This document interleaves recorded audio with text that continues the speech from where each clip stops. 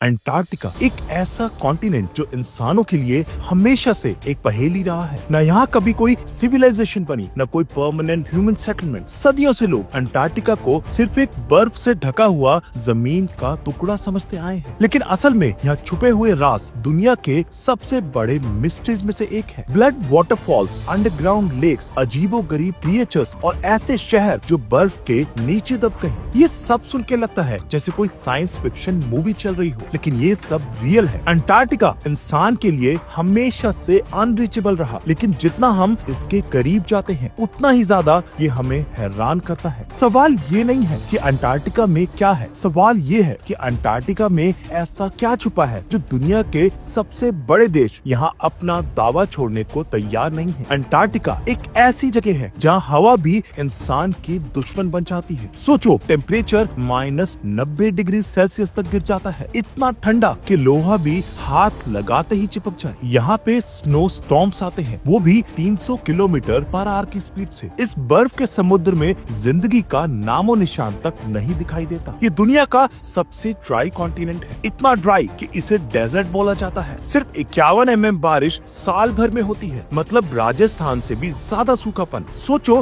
बर्फ से ढका हुआ डेजर्ट। ऐसी कॉन्ट्रडिक्शन दुनिया में और कहीं नहीं मिलेगी। इंसान यहाँ सरवाइव नहीं कर सकता, इसलिए यहाँ कोई नहीं रहता, लेकिन फिर भी ये जगह दुनिया के सबसे पावरफुल देश के रडार पे है। सवाल वही, आखिर क्यों?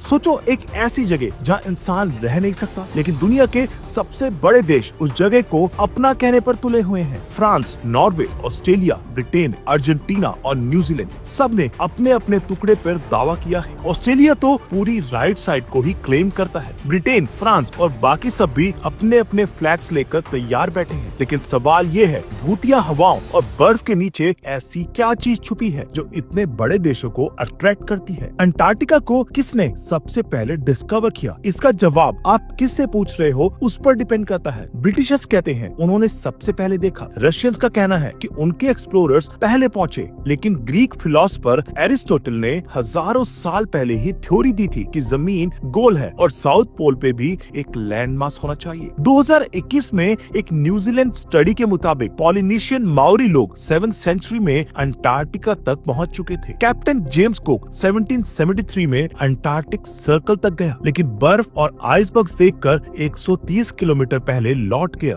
उसने कहा, इतनी खतरनाक जगह है कि शायद कभी कोई इंसान यहाँ पहुँच भी नहीं पाएगा। उसके बाद भी एक्सपीडिशन का सिलसिला चालू रहा। 1819 में रशियन एम्पायर ने फैबियन वॉन बेलिंगहॉसन को भेजा, जिसने 1820 में अंटार्कटिका को नजदीक से देखा। 1900s में रॉबर्ट फैल्कन स्कॉट अंटार्कटिका उतरा, 400 माइल्स तक आगे गया, लेकिन एक्सट्रीम वेदर और भूख के आगे हार गया। पूरी टीम बर्फ में जम गई। ये वो लोग थे जो अंटार्कटिका को एक मिशन बना चुके थे, जिसमें जान देना भी कबूल था। वर्ल्ड वॉर के बाद तो जैसे अंटार्कटिका एक जियोपॉलिटिकल हॉटस्पॉट बन गया। 1939 में हिटलर ने जर्मन एयरक्राफ्ट से नाजी फ्लैग्स गिराए ताकि दुनिया को दिखाया जा सके कि ये हिस्सा उनका है। वर्ल्ड वॉर 2 के बाद कई कंट्रीज ने अपनी रिसर्च स्टेशन सेटअप किए और क्लेम्स करने लगे, लेकिन ये सब सिर्फ साइंस के लिए नहीं हो रहा था, पावर और कंट्रोल के लिए हो रहा था। अंटार्कटिका एक साइलेंट बैटलफील्ड बन गया था, जहां लड़ाई फ्लैग्स और ट्रीटीज के जरिए लड़ी जा रही थी। और फिर शुरू हुई डिस्कवरीज की दुनिया। इंपीरियल कॉलेज लंदन के साइंटिस्ट ने यहाँ फॉसिलाइज्ड वुड और वार्म वेदर इंसेक्ट्स के फॉसिल्स ढूंढे, जो प्रूफ देते हैं कि 90 मिलियन साल पहले यहाँ जंगल थे। टेम्परेचर वार्म था, बर्फ के नीचे छुपी हुई 400 से ज्यादा लेक्स, जिनमें अपने खुद के इकोसिस्टम्स हैं। यहाँ मिले सी थ्रू जेलीफिश और जायंट स्पाइडर्स, जो दुनिया के किसी और कोने में नहीं मिलते। हर नई खोज के साथ अंटार्कटिका एक नई दुनिया बन गया। और फिर आई सबसे विजुअली शॉकिंग चीज, ब्लड फॉल्स। मैकमर्डो वैली में एक वाटरफॉल जहाँ से लाल पानी बह रहा है। पहले लगा ये खून है या एलियन केमिकल, लेकिन बाद में पता चला ये सुपर सॉल्टी लेक से आने वाला आयरन रिच पानी है, जो बर्फ के नीचे ऑक्सीडाइज होकर लाल हो जाता है। लेकिन यह सबसे बड़ी बात ये थी, इस पानी में हजारों साल पुराने माइक्रो ऑर्गेनिजम्स अब भी जिंदा है। जब साइंस यहाँ तक पहुँचा तब कॉन्स्पिरेसीज भी शुरू हो गई। लोगों का कहना है कि अंटार्कटिका के नीचे एक एंशिएंट सिविलाइजेशन छुपी है। कुछ लोग इसे अटलांटिस के रिमेन्स कहते हैं, कुछ इसे एलियन बेस। 2016 में